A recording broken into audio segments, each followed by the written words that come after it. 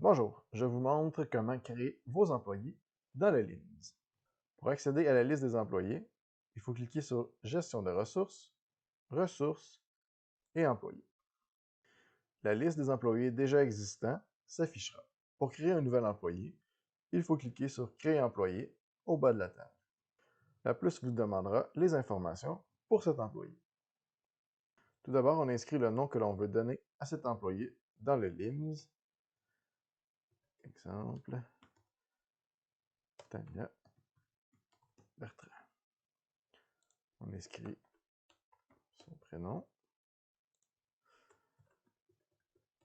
son nom, le titre du poste que ce nouvel employé va occuper, par exemple analyste. On sélectionne l'utilisateur qui a été créé dans le LIMS, ici T. Bertrand. Puis le statut, est-ce que cet employé est actif ou inactif? Présentement, on va sélectionner actif. On peut inscrire ses coordonnées, donc son numéro de téléphone, son cellulaire, son courriel, un télécopieur si jamais elle en a un. Puis on peut inscrire une description plus en détail si on le désire. Par la suite, on clique sur Créer et Continuer. Par la suite, la plus nous donne les options de formation et de qualification de cet employé. Dans la première section, Information générale, c'est le nom de la formation pour cet employé. Exemple, chromatographie.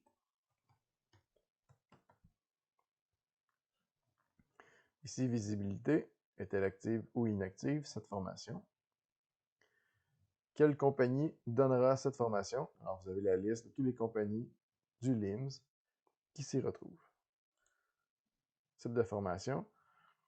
Vous pouvez créer le type de formation que vous désirez. C'est une formation externe, renouvellement, nouvelle formation. À vous de configurer les types de formation que vous désirez. La date de début de la formation. La date de fin de la formation. Ici, vous pouvez inscrire est-ce que cette formation a une date d'expiration. Vous pouvez donner une description plus en détail de cette formation ici. Et le statut de cette formation. Est-ce une nouvelle formation? Est-ce qu'elle est en traitement? Est-ce qu'elle est complétée ou approuvée? Si vous utilisez les formations, toutes les formations doivent être approuvées pour que l'utilisateur de la plus puisse effectuer les tâches auxquelles vous aurez assigné des qualifications.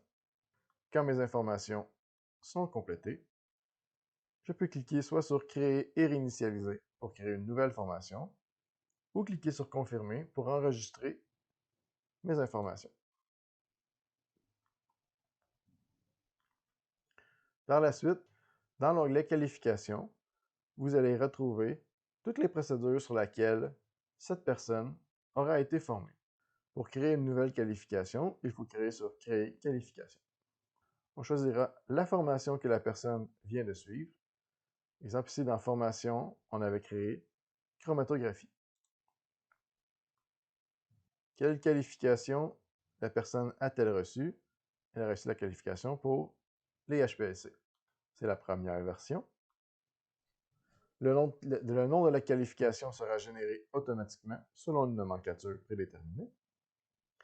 La visibilité, est-ce que la qualification est active ou inactive? Qui a créé la qualification?